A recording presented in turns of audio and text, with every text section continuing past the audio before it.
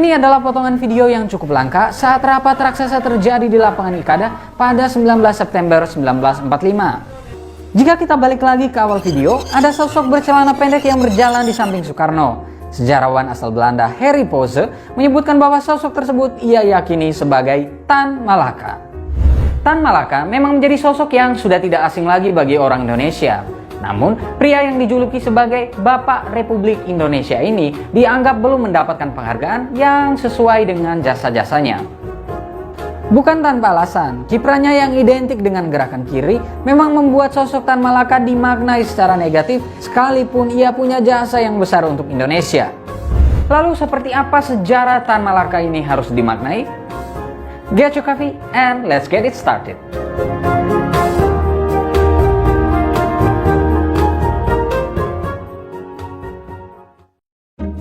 Tan Malaka lahir dengan nama Sultan Ibrahim di Nagari Pandam Gadang, Suliki, Sumatera Barat pada 2 Juni 1897. Ia dibesarkan di lingkungan keluarga Islamis. Ayahnya bernama H.M. Rasad yang bekerja sebagai pegawai pertanian, sementara ibunya Rangka Yosinah merupakan orang yang disegani di desanya karena berasal dari keluarga terpandang.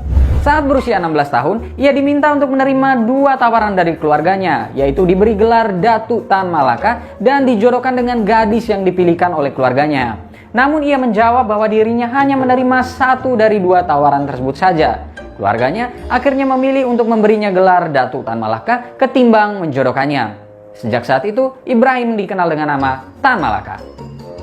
Selepas menyelesaikan pendidikan di Quake School alias Sekolah Guru Negara di Bukit Tinggi pada tahun 1913, ia melanjutkan pendidikannya ke Rijks Quake School di Haarlem, Belanda. Di Belanda inilah ia berkenalan dengan pemikiran-pemikiran komunisme dan sosialisme lewat karya Marx, Engels, hingga Lenin. Beberapa waktu kemudian, ia bertemu dengan Henk Snifflit, salah seorang pendiri Indische Sosiaal Democratische Vereniging alias ISDV, sebuah organisasi yang menjadi cikal bakal Partai Komunis Indonesia. Tan Malaka tertarik dengan tawaran Snifflit yang mengajaknya bergabung dengan Sosiaal Democratische Onderwijzers Vereniging alias Asosiasi Demokratik Sosial Guru. Setelah lulus dari SDOV, ia kembali ke desanya di Sumatera Barat. Ia kemudian menerima tawaran untuk mengajar anak-anak kuli di perkebunan teh di Deli, Sumatera Utara. Di masa inilah ia mengamati dan memahami penderitaan kaum pribumi Sumatera, serta terus melakukan hubungan dengan ISDV dan menulis untuk media massa. Tan Malaka sempat menjadi calon anggota Volksraad, semacam parlemen bentukan pemerintah Hindia Belanda dalam pemilihan tahun 1920 mewakili kaum kiri. Namun, ia akhirnya mengundurkan diri setahun kemudian tanpa sebab yang jelas. Kiprahnya kemudian dilanjutkan dengan membuka sekolah di Semarang atas bantuan orang ini, Darsono, tokoh dari Syarikat Islam Merah. Sekolah itu disebut sebagai sekolah rakyat dan memiliki kurikulum yang sama dengan sekolah di Uni Soviet. Kedekatan Tan Malaka dengan tokoh SI seperti Semaun dan Darsono pada akhirnya memang membuat dirinya makin dekat dengan pergerakan komunisme. Setelah Syarikat Islam pecah menjadi SI Merah dan SI Putih, Semaun kemudian mengajak Tan Malaka untuk bergabung dengan PKI. Ia juga rajin menulis dan menerbitkan beberapa buku. Bukunya yang berjudul Parlemen atau Soviet dipublikasikan secara berseri oleh PKI.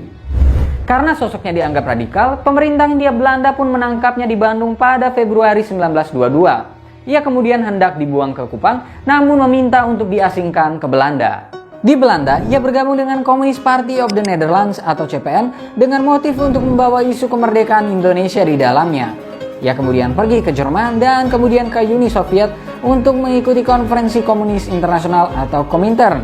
Di Soviet, ia menawarkan proposal kolaborasi antara komunisme dengan pan-islamisme walaupun kemudian ditolak. Selama beberapa tahun, Tan Malaka aktif sebagai agen Komintern Biro Timur dan bahkan sempat menjadi perwakilan Komintern Asia Tenggara. Ia sempat berpindah-pindah ke Kanton, Hong Kong, Singapura, Filipina, dan beberapa wilayah lainnya untuk tugasnya tersebut. Pada tahun 1924 ketika masih dalam pelarian, ia menulis salah satu buku yang paling terkenal yang pernah dibuatnya berjudul Naar de Republiek Indonesia atau Menuju Republik Indonesia. Buku ini dianggap sebagai karya yang fenomenal dan melampaui zamannya karena sudah membicarakan tentang bentuk negara Indonesia sebagai republik. Buku ini disebut-sebut sebagai sumber inspirasi Soekarno dan Hatta dalam merumuskan seperti apa Indonesia di kemudian hari. Pada tahun 1927, Tan Malaka mendirikan Partai Republik Indonesia atau PARI akibat ketidakpuasannya terhadap strategi yang diambil oleh PKI dalam perjuangannya. Selanjutnya, pada tahun 1942, Tan Malaka tiba kembali di Jakarta dan menulis buku Madilog alias Materialisme, Dialektika, dan Logika. Ia juga mulai menghitung-hitung peluang Indonesia untuk mencapai kemerdekaan. Indonesia akhirnya memproklamasikan kemerdekaan pada 17 Agustus 1945, hal yang sudah diprediksi sebelumnya oleh Tan Malaka. Namun, diplomasi Indonesia terhadap Belanda dinilai Tan Malaka terlalu lemah pasca proklamasi kemerdekaan tersebut. Ia kemudian mendirikan Persatuan Perjuangan yang beranggotakan 140-an organisasi politik, laskar, dan partai politik, termasuk juga Masyumi dan PNI yang tidak puas dengan lambannya diplomasi Perdana Menteri Sultan Syahrir. Tan Malaka sempat dipenjara karena dituduh menjadi otak penculikan Sultan Syahrir di tahun 1948, namun kemudian dibebaskan setelah meletus pemberontakan PKI di bulan September tahun tersebut.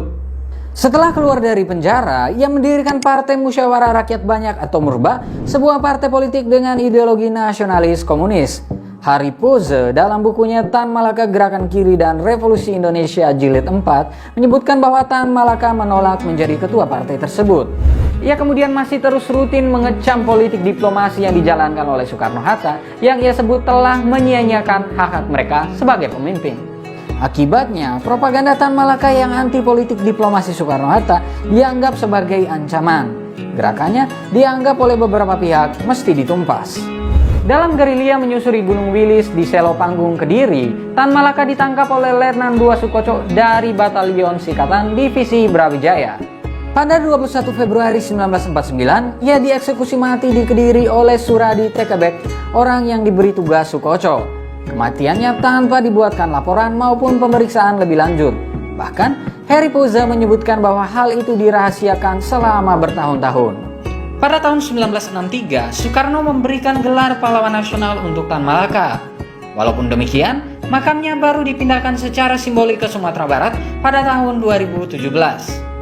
Warisan Tan Malaka sangat besar untuk negara ini.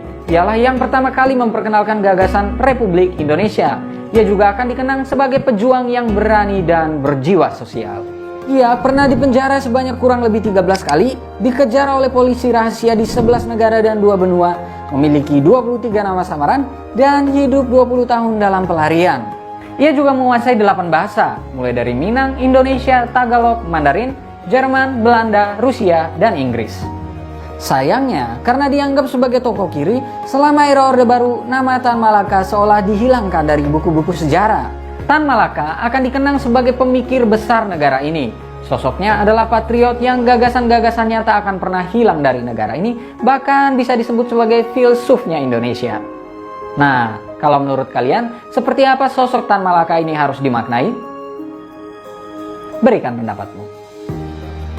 Terima kasih sudah menonton video ini. Jika kalian punya saran untuk konten-konten selanjutnya, jangan lupa untuk tinggalkan di kolom komentar di bawah.